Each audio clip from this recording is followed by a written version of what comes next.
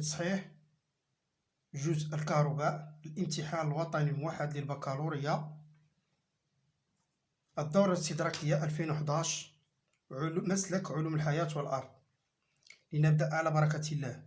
يهدف هذا التمرين إلى دراسة تطور الطاقة الكهربائية خلال التذبذبات الكهربائية الحرة. ننجز التركيب التجريبي الممثل في الشكل رقم 1. مولد مؤمتل قوته المحركة E كتساوي 6 فولت. مكثف سعته C 22 ناقص 6 فاراداي. موصل أومي R وشعاع معامل تحريضها L و R مهملة. قاطع التيار K. أولا شحن المكثف. نضع قاطع التيار في الموضع رقم 1 باش نقومو بشحن المكثف. فيشحن المكثف. 1. أحسب قيمة Q max الشحنة القصوى للمكثف. إذا Q max كم تساوي؟ نعلم بأن Q كتساوي C فوا U دو C، يعني Q max كتساوي C فوا E. تطبيق عددي Q max إيكال عندنا حنا C كتساوي 22 10 أس ناقص 6 فوا E كتساوي 6 فولت، يعني شحال تعطينا كيو ماكس كتساوي 1.32 في 10 أس ناقص 4 فاراداي. إذا هذا هو السؤال الأول. غنمر الآن إلى السؤال الثاني. حساب قيمة E ماكس الطاقة الكهربائية القصوى المخزونة في المكثف. هنا دائما خصني نكون ضابط العلاقات.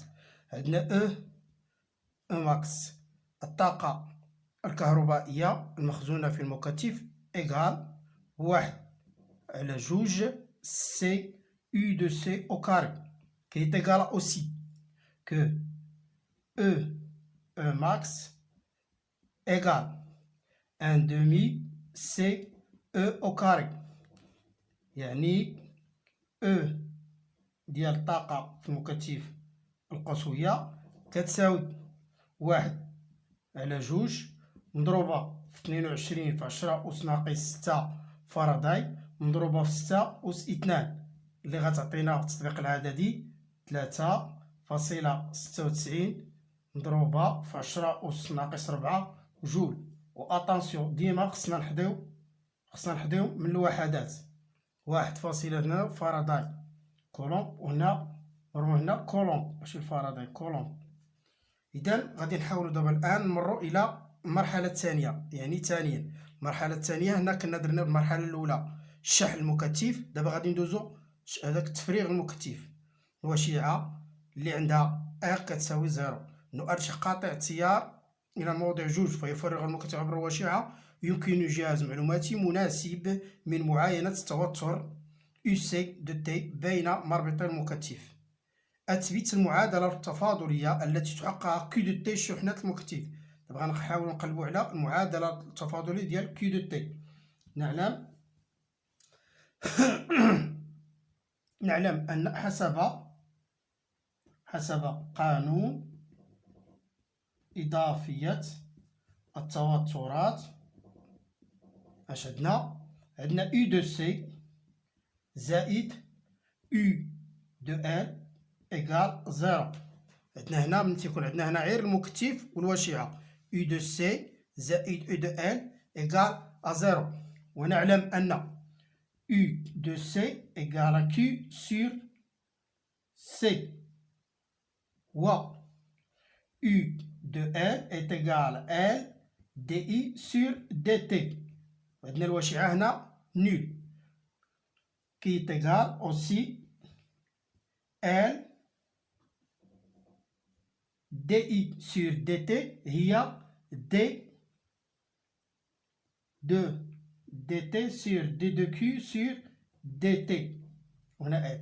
دونك حسب العلاقة رقم 1 غادي نحصلو على L d de i sur dt plus q de c qui est égal à 0. implique que L D sur dt، لأن عندنا هنا d de u sur dt هي d de q، هي d de q sur dt plus q sur c qui est égal à 0. وبالتالي غنحصلو عاوتاني هنا d اشتقاق الثاني اللي هي d carré de q sur dt au carré plus 1 sur lc كنقسم هنا على l وهنا على l fois q qui est égal à 0. هذه هي العلاقة اللي تنقلب عليها. من بعد غادي نمرو السؤال الثاني. يكتب حل المعادلة التفاضلية على الشكل التالي: q de t تيغال q max cos 2 pi sur t0 t plus phi. أوجد تعبير الدور الخاص. هنا خصنا نديمونطريو العلاقة ديال الدور الخاص اللي هي على الشكل التالي. حنا تنعرفو بأن q de t égale qm cos 2 pi sur t0 t plus phi، يعني q point de t qui est égal moins q de m 2 pi sur t0 sinus ديال 2 pi sur t0 plus phi، والاشتقاق الثاني q de point de t est égal à moins q de m 2 pi sur t0 الكل أس 2 cos ديال 2 pi sur t0 plus phi. إذا عندنا هنا q de t وهنا q point de t وهنا q de point de t، وغادي نحاولوا نانجيكتوهم هنا في هذه العلاقة. q هادي كاري دو بوان هي q دو بوان، غنحطوا العلاقة ديالتها وغادي نحصلوا على العلاقة التالية اللي هي على الشكل التالي: 1 sur lc qui est égal 2 pi sur t0 كل أس 2 اللي غتعطينا العلاقة اللي كنقلبوا عليها t0 qui est égal 2 pi راسين ديال lc. وهاد العلاقة راه درناها في الكور وعاود درناها في الكور ودرناها في الميكانيك ودرناها حتى في الكهرباء بجوج بحال عندهم نفس الطريقة. من بعد غادي نحاولوا نمروا للسؤال باستغلال السؤال الثالث باستغلال منحة توتر U de C. غنحاولوا نستغلوا هذه المنحة ونجبدوا المعطيات. قالك حدد قيمة T0 وفي. قيمة ديال T0 هي هذه من هنا حتى لهنا. إذا هنا من هنا حتى لهنا 2.5، هنا 5 7.5 وهنا هي 10. دونك من خلال المنحة تحديد قيمة حسب الميبيان لدينا T0 كي تيغال 10 ميلي سكوند. زيد وعند اللحظة T تيغال 0 اش عندنا كيو دو 0 ا تي تيغال 0 المكتف ديجا مشحون اي تيغال كيو دو ام كوس دو في كي تيغال كيو دو ام.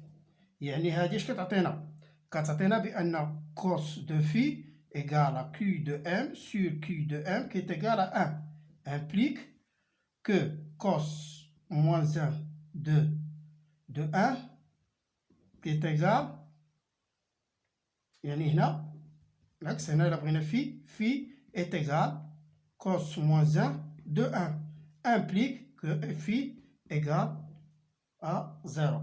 Donc هنا phi est égal à 0 و t0 est égal à 10 millisecondes par milliseconde. من بعد غادي نمرو السؤال 4 جوج. استنتج L.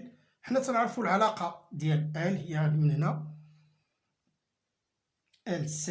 حنا تنجبدو من هاد العلاقة هادي اش غتعطينا هنا L كم تساوي T0 au carré sur 4 pi au carré C. تطبيق عددي L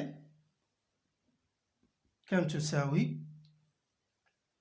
T0 هي 10 10 موان 3 الكل أس 2 لأن بالميلي سكوند نضربها في 4 بي أو كاري اللي هي نضربها في 22 في 10 أس ناقص 6 اللي غتعطينا L كي تيغال 0.115 هنري. دائما نحضي من الوحدات. من بعد غادي نمرو للسؤال 5. اكتب تعبير اي دو تي شده لحظة التيار المار في الذرة. حنا اش كنعرفو بان اي دو تي فوالا اي دو تي إيغال دي دو كيو سور دي تي. حنا ديجا عندنا كيو دو تي، كيو دو تي عندنا هي هادي، غنديرو لها الاشتقاق وغنحصلو على اي دو تي اللي غتعطينا هي إيغال موان دو بي سور تي زيرو كيو دو ام سينوس دو بي سور تي زيرو تي بلس في خرجناها هي تيكالا زيرو، و تي زيرو تاهي خرجناها اللي غتعطينا تطبيق عددي. عندنا U دو ام Q دو ام معروفة، تي زيرو معروفة، في زيرو خرجنا حتى هي، إذا تطبيق عددي غتعطينا U دو تي كي est égal moins 8,29 10 moins 2 sinus 2 بي سور تي زيرو، غندير تطبيق العدد ديالها غيعطينا هي 200 بي فوا تي، بطبيعة الحال في تيكالا زيرو. إذا هادي هي التعبير ديال شدة التيار إي دو تي عند اللحظة تي. من بعد غادي نجيو للسؤال 6 يمثل أحد الشكلين، كاين الشكل 3 والشكل 4. عندنا هاد جوج الأشكال هادو هما، عندنا جوج الأشكال اللي هي هاد الشكل الثاني. فوالا التطور زمن الطاقة الكهربائية اي دو المخزونة في المكتف، والطاقة المغناطيسية اي دو ام المخزونة في الوشعة، والطاقة الكهربائية الكلية. إذا الطاقة الكهربائية الكلية كتساوي الطاقة المخزونة في الوشعة زائد الطاقة المخزونة في المكتف. دونك السؤال الأول، اختر من بين الشكلين 3 و 4 معلن جوابك الشكل الموافق للتذبذبات الكهربائية الحاصلة في الذرة ال سي. هنا هي الذرة المثالية ال سي. دونك فين غادي تكون؟ هنا ما عندناش، هنا لا ريزيستونس، هنا ما عندناش لا ريزيستونس. هنا اش غادي نحصلوا عليها؟ التذبذب المحصل عليه في الذرة ال سي الحرة، وغير هي شكلين 3 هي الغير المخمدة، لأن ذرة مثالية غير المخمدة، وبالتالي دونك الشكل غيكون هو الشكل 3. دونك هذا بالنسبة للشكل 3. بالنسبة للسؤال باء، أقرن في الشكل الذي اخترته كل منحى بالطاقة المناسبة. إذا هنا هاد المنحى الأول، هاد المنحى هذا اللي عندك رقم 1 ديال اش؟ ديال الطاقة الكلية، الطاقة الكلية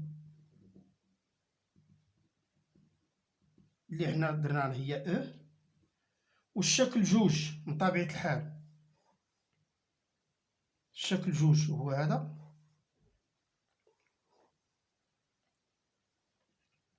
هذا هو الشكل 2 ديال اش؟ ديال الطاقة الوشيعة، لأن باقا ما تشارجات، هي او دو ام. وبالنسبة للشكل 3 بطبيعة الحال غتكون هي ديال الطاقة في المكتف. علاش؟ لأن هي اللي كانت في الأول فاش هنا حيدنا من القاطع الواحد وقاطعوه كان ديجا تشحن، إذا ها هو مشحون كامل. فوالا ديال هذا. من بعد غادي نجيو لجيم. ماذا يمكن أن نضيف إلى التركيب الوارد في الشكل 1؟ شنو خصنا نضيفو في هذا الشكل 1 للحصول على التذبذبات الموافقة للشكل الذي لم تختاره في السؤال؟ دونك هنا السؤال خصو يتفهم، هنا مبغاش يبين لك، هنا قالك شنو خصنا نضيفو على هذا الشكل هذا، اش خصنا نضيفو عليه باش يولي عندنا واحد المنحى اللي ما اختاريناش بحال هذا، يعني بغا يولي بحال هذا باش يولي عندنا الخمود. دونك الا بغا يولي عندنا الخمود، للحصول على الخمود كنا قلناها في الكور، اش خصنا نديرو؟ إضافة المقاومة. وإلى هنا ننتهي هذه الحصة، وإلى اللقاء في حلقة مقبلة إن شاء الله.